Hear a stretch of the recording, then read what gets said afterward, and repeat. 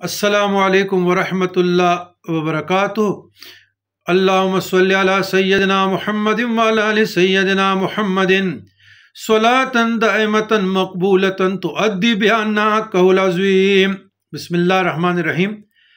سورہ آل عمران 8۔ ربنا لا تزغ قلوبنا بعد اذ ہدیتنا وہب لنا من لدنک رحمہ انک انت الوہاب۔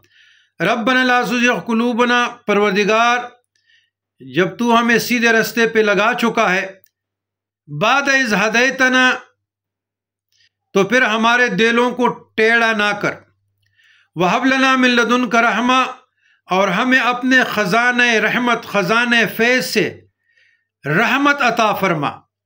انک انت الوہاب، تو ہی فیاض حقیقی ہے۔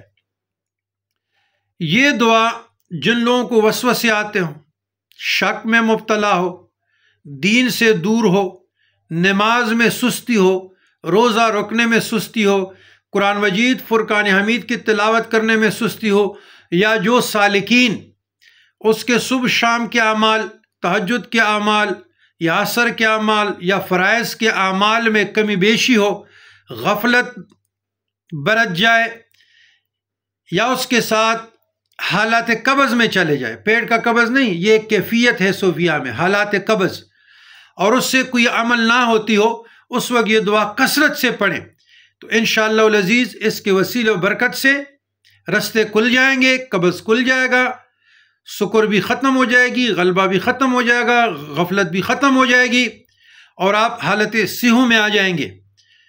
تو اللہ تعالیٰ اس کے ساتھ اگر دو مسنون اور دعائیں ٹچ کی جائے تو سونے پہ سہاگا۔